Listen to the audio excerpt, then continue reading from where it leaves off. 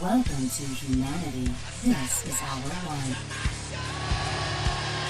Whatever it takes, we got to say whatever it takes is what it took. This is Brock Lesnar, and you're listening to Fight Net Radio. Yo, hi, this is Sugar Ray Leonard, and you listen to Fight Net Radio. Ladies and gentlemen, it's time to listen to Fight Net Radio. Lee Harvey Oswald, what's your name? How am I supposed to know you? This is Frank Shamrock. You're listening to Fight Net Radio. Hi, this is Nia, the Knockout St. John. You're listening to Fight Net Radio, and there's no way I would ever touch Lee. This is Chuck Jackson.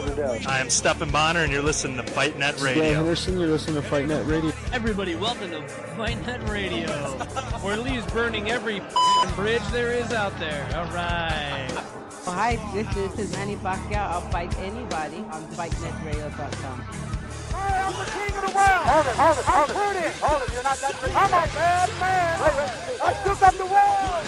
Hey everyone, welcome to Fight Net Radio, where I am debating the most exciting thing in my weekend is watching pro wrestling instead of pro boxing. My name's Lee Honish. I'm joined by Andrew Lapachet, writer. Check him out online. You can Google the name and you can see all of his works. Here's the format of the show. I read stories that have been carefully selected by Andrew since he is the editor of the show. I read them, Andrew comments on them, I say something shitty about them. That's the format. Buckle up, Buttercup. This is Fight Net Radio. Let's kick it right off. Just a few minutes ago, Spence knocks out Bundu in 6. All the hype, Well, okay, there was a lot of hype on social media, Andrew. Unbeaten IBF number 2 rated welterweight Errol, the true Spence, scored a spectacular 6-round knockout over IBF number 6 ranked Leonard the Lion Bundu in an IBF eliminator on Sunday afternoon, just a few hours ago. Ford Amphitheater, Coney Island, New York. Early rounds were competitive, but round 4 saw Spence firmly in control. Andrew, did you watch this extraordinary PBC fight? Yes, I did. I did tune in. Lee, there's a lot of buzz on Spence Jr., and there should be. The kid is as good as being advertised right now. He's got power. He doesn't mind to stay in the pocket, exchange blows. The only downside right now to Spence Jr.'s career is the fact, like you just said, you're more willing to watch the WWE right now over boxing, and the reason. Yeah, but I'm gonna be more entertained, right? No, you know that. Also, the reason why is you don't know who the winner's gonna be really in the WWE. I don't. In boxing, it's preconceived. In boxing right now, Lee, you definitely know who's supposed to win these fights most of the time on these PBC cards. Yes, every once in a while they throw us a curveball and give us a matchup, but for the most part, the favorite, I want to say today he was 100-1. Okay, that's how far this fight was. So yes, well, Spence did look very good in a big knockout. Look, the knockout was better live than on replay. When he did it lively, it literally looked like Spence hit Bundu with the 2-punch combination to put him out. Like the left hook was so fast, he knocks him out with the right, and it looked like he got a quick left in there before the guy hit the canvas, which was devastating. It looked nice. On the replay, he misses the left hand. So it wasn't as good as a knockout on replay than what I thought when it was live. Overall, though, it's still going to go as one of the best knockouts this year. Problem is, he's a welterweight fighting a guy who is 5'6.5" coming in. Okay, not ranked. I guess you could say ranked by the IBF. So one of the belts did have Bundu ranked, but overall in the world ratings, no, he's not a top 10 contender in the world. So that's a problem I have with Spence going forward. Okay, the next fight, Lee, is supposed to be, now that we move past this one, he is the number 1 contender now. It's supposed to be against Cal Brook. But what's Cal Brook doing right now? He's over there flirting with Triple G, probably not going to win. You ask me, in my opinion, Lee, Cal Brook is not beating Golovkin. But it's a good fight. But what does it do? You know what? I'll tell you right now. I'll tell you how good a fight it is. I debated going to England to see that fight. Cal Brook. I debated it. Cal Brook versus Spence is a great fight for the welterweight division. I don't think it's really not as good as Triple G. Oh, stop! If you know what, if we're playing video games, if we're on fight night here, yes, it's a great fight. But we're talking real life. No, this is not a great fight. Cal Brook is way out of his league. He doesn't belong fighting in the middleweight. He hasn't even secured his legacy as a welterweight. We went over this. I'm not going to throw this fight off now as being good. I might as well said Canela versus Amir Khan. Canela. Did you say yes, Canela? His new name is Canela. Really? Yes, it is. Wow. Yeah, we're changing that up. Tired of him too. I'm tired of him. You're gonna see why. Lee. It's all coming. Ooh, Canela. So Spence, he needs to pick it up with the opponents. He needs to ask Al Heyman. Cal Brook is not coming. I believe it's highly likely that Spence is going to fight for that IBF title on a vacant shot because Cal Brook, one, is either going to lose so bad he won't make it in time to defend his title. They'll strip him. Or two, let's just say it, Lee, maybe he beats Triple G. Maybe the unthinkable happens. He's not coming back to welterweight. He is now the middleweight champion of the world. So the fight with Spence and Cal Brook, a huge matchup that should two undefeated guys, one from America, one from the UK. This is a huge fight. It won't happen. It's not going to happen, people, so don't even talk about it today because it's not happening. I don't even think it's going to happen in the future. Spence needs not to fight a vacant title shot for the IBF. He needs to ask Al Heyman to take him somewhere else if that's what the IBF is going to be offering. Lee, the PBC guys have had an issue of doing a lot of these cherry-picked fights. Leonard Bundu was just another give-me matchup today. That was a give-me win. If he goes into his major fight where things, because I'm going to tell you, Spence's defense didn't look good today.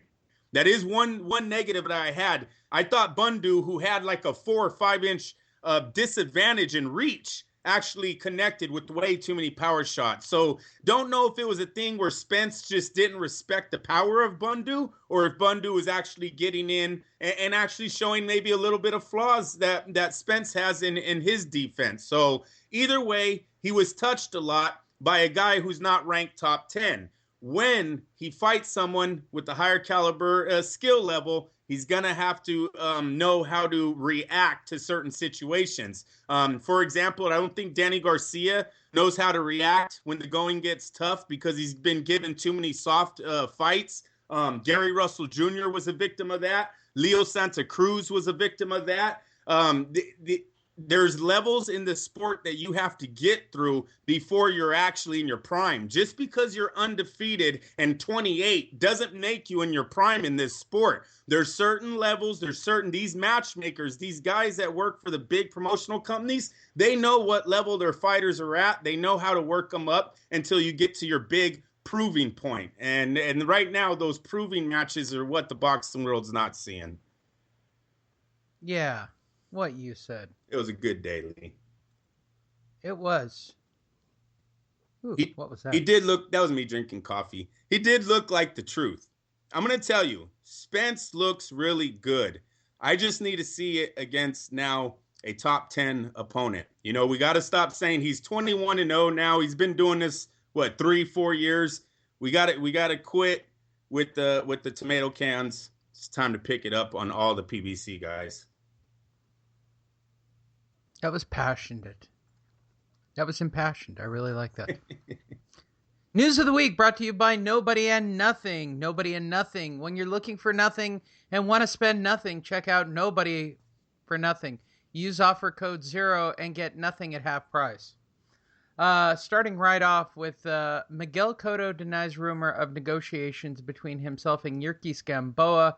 Cotto is talking with Top Rank on a possible matchup with Timothy Bradley in December.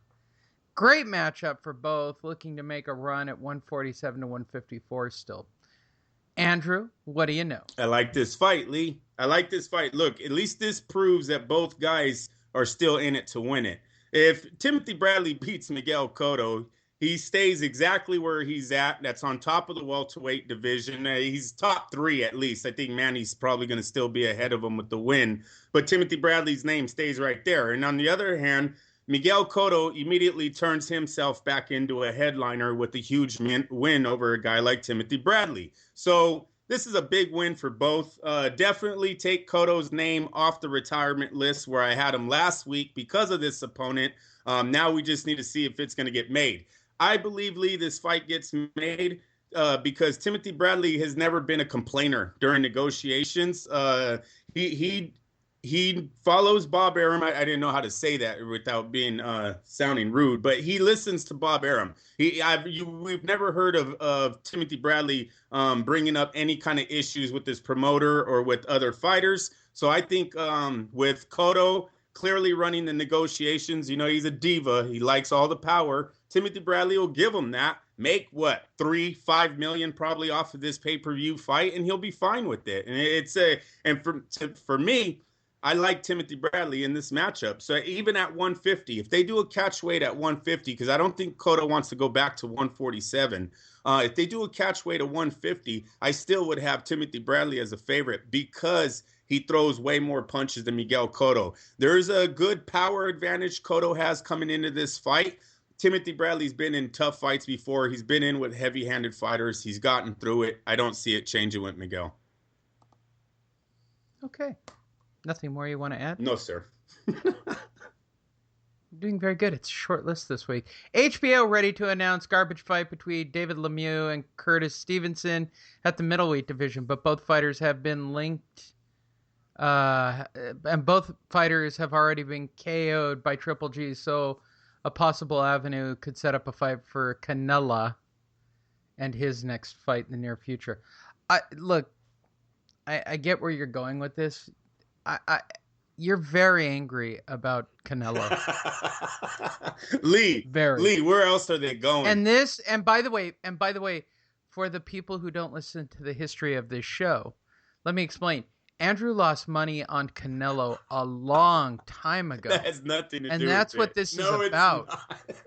He put a house payment on Canelo to beat Mayweather. Just got beat. Saw it happen that weekend when he placed the bet. Couldn't stop the man. I begged with him. The bet was right. The bet was right. The draw scorecard showed that the bet was right. Politics wanted Canelo. Canelo didn't want that win. If Canelo, and listen, and that all might change. That might change. We don't know. As of right now, Floyd's saying he don't want a rematch, but who knows? Canelo does any better in the pay-per-view ratings. You might see Floyd asking for a rematch. We'll see. As far as this fight, Lemieux versus Stevenson, Lee, this is not HBO worthy. I'm sorry. This is ESPN. Both of these guys have already been knocked out by Golovkin. So where does that leave them? They're not getting a rematch. Neither fight was a classic. It's not like people are asking for Stevenson to get a rematch with Triple G. I mean, this fight is basically set up to have one of them win on HBO, and then I believe Canelo, if he gets nobody else, they'll be one of those guys they can just pull out of the bucket and hand over to him, which prolongs Canelo's career, and we still won't get the Triple G fight. So I don't like this fight. This also shows that HBO really doesn't have a strong hold on the boxing world right now.